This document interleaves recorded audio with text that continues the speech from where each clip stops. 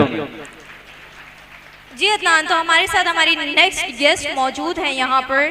बिल्कुल, बिजनेसवुमेन हैं, social media activist हैं। बिल्कुल ऐसा ही है। और ख़वातीन जब किसी भी शोबे में होती हैं और अपनी फ़नी सलाहियतों का मुजाहरा करती हैं तो मर्दों के जब शाना बशाना चलती हैं तो इसका हरगिज़ ये मकसद नहीं होता कि वो उन्हें कॉम्पिटेट कर रही हैं, उन्हें जो है वो कंपटीशन दे रही हैं, बल्कि वो उनका साथ देती हैं, जैसा मैंने बताया, शाना बशाना चलकर।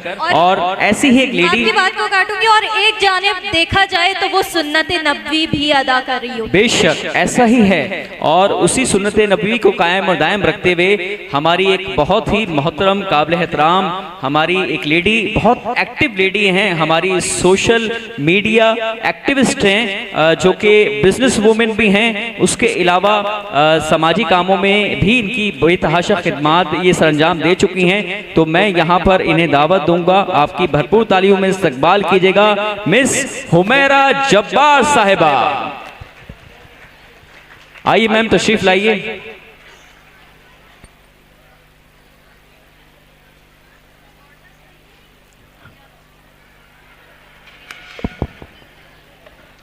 अस्सलाम वालेकुम। सबसे पहले तो मैं यहाँ पर माशाल्लाह इतने मैं ये कहूँगी कि अंकल कहूँ, सर कहूँ, जिसको भी मैं देखूँ माशाल्लाह इतने ज़बरदस्त उन्होंने हर एक चीज़ को यहाँ पर कही है, तालीम के हवाले से, हुनर के हवाले से, ख़वातीन की, ख़ासतौर पर ख़वातीन की तालीम के हवाले से जो अंकल ने यहाँ पर बातें कही हैं, तो मेरे ख्याल में मेरा यहाँ पर अब कुछ कहने की गुंजाइश बनती नहीं है।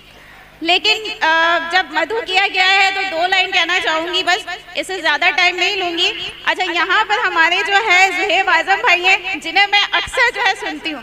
ज़ुहैब भाई हैं, मकसूदी भाई हैं, फ़ाइज़ भाई हैं, और मज़े की बात यह है कि सुनने के साथ साथ मैं उनके घर में कॉपी भी कर रही होती हूँ। कुछ जुमले ऐसे हैं कि जो मैं घर में अक्सर कहती हूँ, मेरी छोटी सिस्टर कहती है, कभी जब मूड होता है ना तो कहती है आप ही ज़रा देखना, फ़ाइज़ की कॉपी करना, आप ही उसकी कॉपी करना। तो ये सारी चीज़ें जो होती है ना, कहने का मतलब ये है कि जब हम सुनते हैं लोगों को, चाहे वो हमारे पॉलिटिशियन हो, चाहे वो हमारे मजहबी रहनुमा हो, चाहे वो हमारे स्कूल कॉलेजेस यूनिवर्सिटीज़ के जो है असतज़ा हों, तो जब हम उन्हें सुनते हैं तो वही चीज़ें हमारे अंदर जो है वो चीज़ें आ जाती हैं। जब हम बात करने बैठते हैं तो हमें वो स्टाइल आ जाता है। तो यहाँ मैं ख़वातीन को देख रही हूँ कि मुझे वो चीज़ जो अंकल ने कहा कि तालीम में भी ख़वातीन को आगे आना चाहिए, और इससे बढ़कर हुनर आपके पास होगा। तालीम आपने ले ली, ठीक है।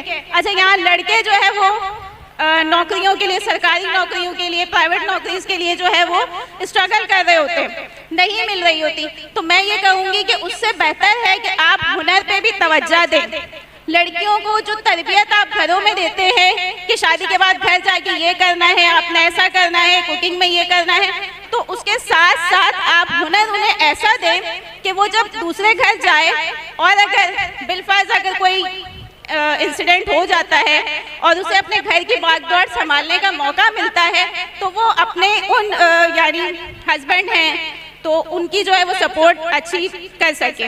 अच्छा, अगर आप मैरिड नहीं हैं तो आपके भाई हैं, जो भी हैं, आप बहुत अच्छे तरीके से काम कर सकें।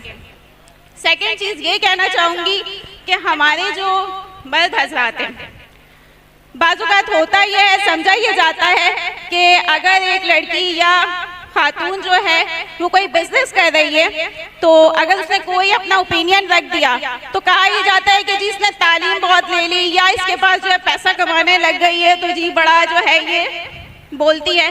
तो उसमें भी ख़वातीन को एक चीज़ का ख्याल रखना चाहिए कि हमेशा औरत मर्द से एक कदम पीछे ही अच्छी लगती है, ठीक है। तो हमेशा अपने घर के जो मेल हजरात हैं उनसे एक कदम पीछे रहें, हर चीज़ में उनकी गाइडलाइन लें। और जो हमारे यहाँ पर मर्द हजरात हैं, मैं उनसे भी ये चाहूँगी कि आप सिर्फ अपने घर की बच्ची को, अपनी बीवी को, अपनी बहन को एक सेंटेंस बता दें कि बेटा आगे बढ़ो, पीछे मैं हूँ। अब अगर कुछ गलत हो भी जाता है तब भी पीछे उसकी सपोर्ट है, तो कहीं नहीं जाएगी आपकी बहन बेटी, हर जगह आपको उसकी जो है इज्जत और तकरीम ही नजर आएगी।